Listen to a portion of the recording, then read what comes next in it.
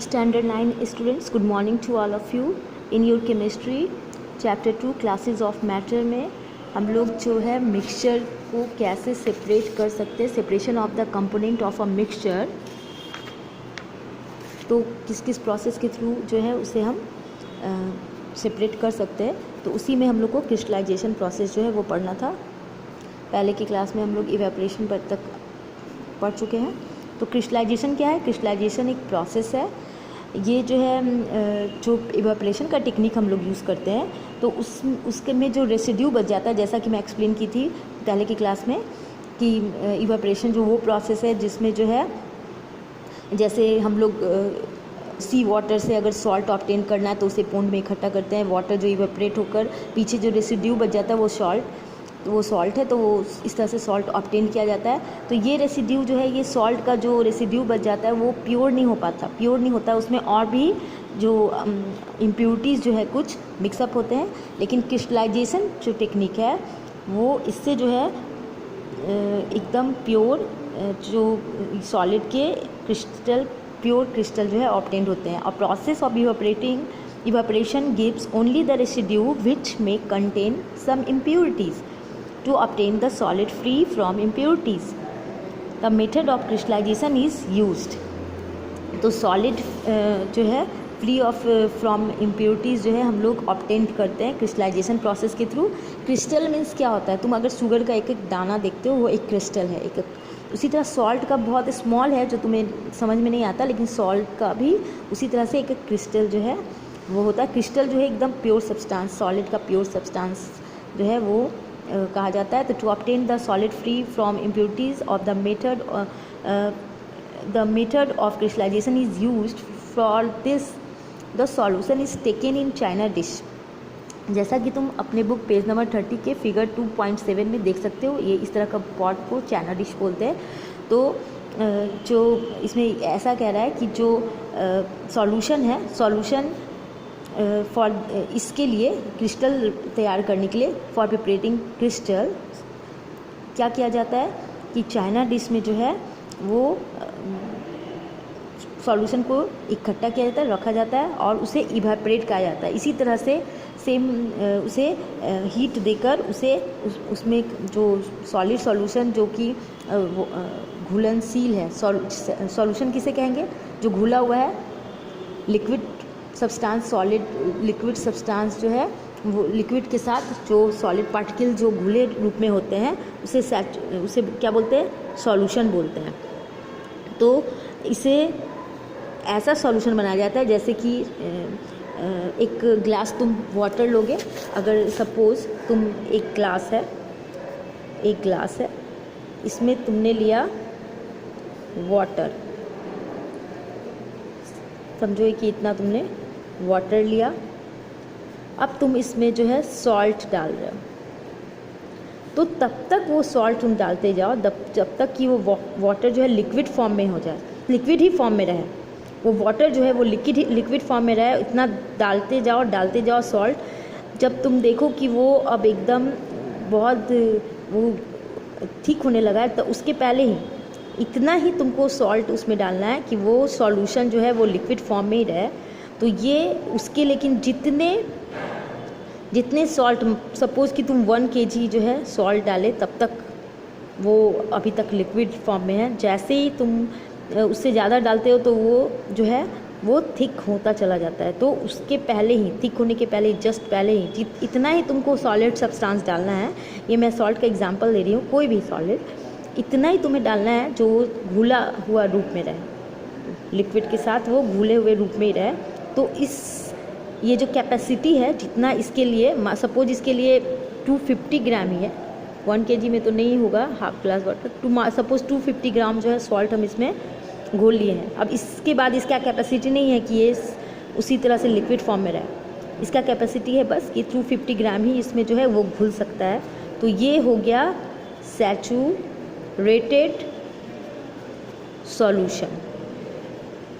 तो ये हो गया सैचुरेटेड सॉल्यूशन। तो यहाँ पे यही बोल रहा है कि for the solution is taken in china dish and evaporate on the water bath till the solution becomes saturated To check whether the saturation point has reached or not, take some solution on a glass rod and cool it. At the point of saturation, solid particle in regular and definite shape begin to appear. तो यहाँ पर ये जो इतना घूलते जाना है और इसको इवेपरेट तब तक कराना है, इतना देर तक इसे यहाँ पर सपोज कि ये चाइना डिश है, सपोज कि ये चाइना डिश है, इसमें जो सॉल्यूशन है उसे इतना इस समय तक इवेपरेट कराना है। यहाँ से समझो कि तुम हीट दे रहे हो, तो इसे तब तक ही इवेपरेट कराते रहना है जब तक कि ये सॉल्यूशन जो है वो सैचुरेटेड ना हो जाए। मीन्स कि इसका कैपेसिटी जितना है उतना थिक टाइप का जो है सब्सटेंस ना आ जाए, इतना देर तक उसे इवेपरेट करवाते रहना है। मीन्स कि सॉल्यूशन सैचुरेटेड ना बन जाए। तुम्हें एक सॉल्यूशन ले लेना है और एक ग्लास में एक सॉल्यूशन ले लेना है, किसी भी चीज़ का सॉल्यूशन हो सकता है, वाटर एंड शुगर का, सॉल्ट एंड वाटर का, तो उसे इतना देर तक तुम्हें इवेपरेट करवाते रहना है, हीट देना है तो हीट दोगे तो इवेपरेशन स्टार्ट हो जाएगा। इवेपरेशन स्टार्ट हो जाएगा तो हीट देने पे जो इवेपरेशन स्टार्ट होगा तो इसे इतना देर तक तुम्हें हीट देना है कि ये जो सॉल्यूशन है ये सैचुरेटेड ना हो जाए, ये सैचुरेटेड ना हो जाए। सैचुरेटेड मीन्स कि वो सॉल्यूशन ऐसा हो जाए कि इसमें अब जो है ऐसा सॉल्यूशन होता है सैचुरेटेड जिसमें इसका कैपेसिटी जितना है उस लिक्विड के साथ सॉलिड को घुलने का बस उतना ही, यानी कि इवेपरेट करवा के सारा वाटर इतना सुखा दिया हम उसका कि अब वो इतना ऐसा सॉल्यूशन हो गया जिसमें कि अब वो लिक्विड का कैपेसिटी के इक्वल, मीन्स कि जितना वो उसका कैपेसिटी है उस लिक्विड में कि वो घुल सके। और ये जब रेसिड्यू ये बच जाएगा, ये प्योर क्रिस्टल फॉर्म जो है, इसमें जो रेसिड्यू बचेगा ये प्योर क्रिस्टल फॉर्म में होगा। और इवेपरेशन में था कि इवेपरेशन करवाते थे तो जो पूरा रेसिड्यू है वो बच जाता था, लेकिन इसमें जो है क्रिस्टलाइजेशन प्रोसेस में हमें इतना उसे इवेपरेट कराना है कि वाटर जो है सॉल्यूशन जब तक कि सैचुरेटेड ना बन जाए। To check whether the saturation point has reached और not, take some solution on a glass rod. तुम्हें चेक करना है कि वो वाटर सैचुरेशन पॉइंट तक पहुंचा है कि नहीं पहुंचा है, वो लिक्विड जो है सैचुरेशन पॉइंट तक पहुंचा है कि नहीं पहुंचा है। तुम एक रड जो है उसमें डालो, फिर उसे बाहर निकाल के कूल करो। तो at the point of saturation solid particle in the regular and definite shape begin to appear. तो तुम देखोगे सपोज इसमें तुम्हें चेक करना है कि ये सैचुरेशन पॉइंट पे आया कि नहीं। एक रड डालो, उससे इसमें घुमाओ, ये लिक्विड लग जाए, इसे बाहर फिर निकाल लो इस रड को। तो ठंडा होने के बाद तुम देखोगे कि इस पर वो सॉलिड सब्सटेंस का क्रिस्टल टाइप फॉर्म हो जा रहा है ड्राई होने पर। तो तुम्हें अब इसे हीट से रिमूव कर देना है। अब रिमूव फ्रॉम हीट, जब सैचुरेशन पॉइंट तक पहुंच गया solution, remove from heat when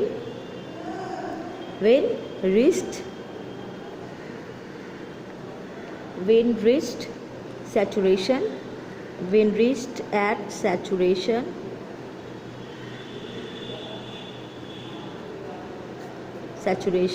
point, तब तुम्हें ये हीट को जो है रिमूव कर दोगे।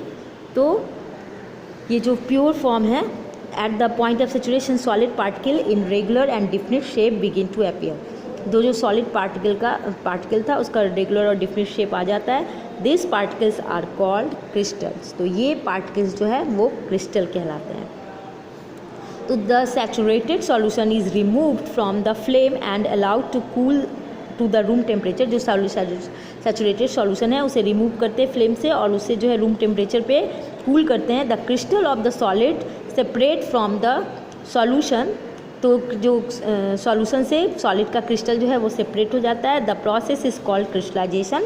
The crystal are then filtered out. Thus the process of which a pure solid in the form of crystal separates from a solution is called crystallization।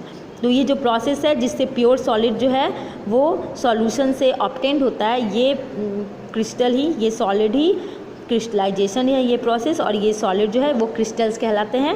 The process of crystallization is used to purify solid. For example, a salt obtained from seawater contains many impurities. When impurities can be removed by crystallization. Similarly, impure samples of potash, alum and copper sulfate can be purified by this method. तो ये सारा फिटकिरी जो है potash alum जिसे बोलते हैं और copper sulphate जो है ये इस मेथड से क्रिस्टलाइजेशन मेथड के थ्रू ऑब्टेन्ड होते हैं। नेक्स्ट क्लास में मैं आगे एक्सप्लेन करूँगी। Thank you.